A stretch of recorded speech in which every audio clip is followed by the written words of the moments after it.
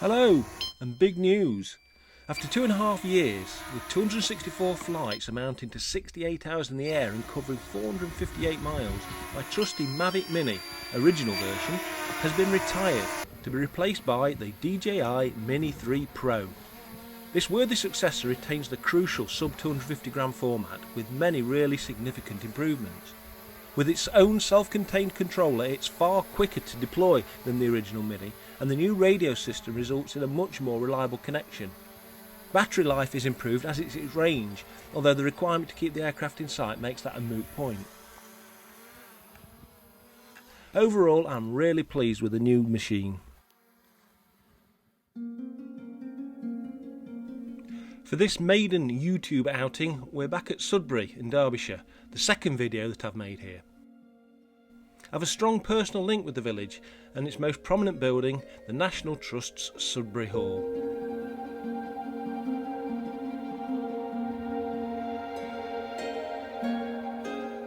Once home of the Lords Vernon, whose estate still owns and successfully operates within the village, the National Trust acquired the hall in the early 1970s. Closed throughout the pandemic, it has reopened this year as the Children's Country House. No, I don't know what that is either.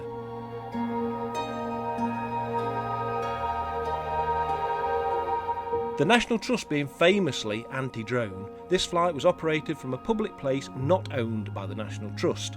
An altitude of at least 60 metres was maintained over their property, and the phenomenal quietness of the Mini 3 meant that I'm sure that not a single one of their visitors even knew it was above them, let alone was disturbed by its presence.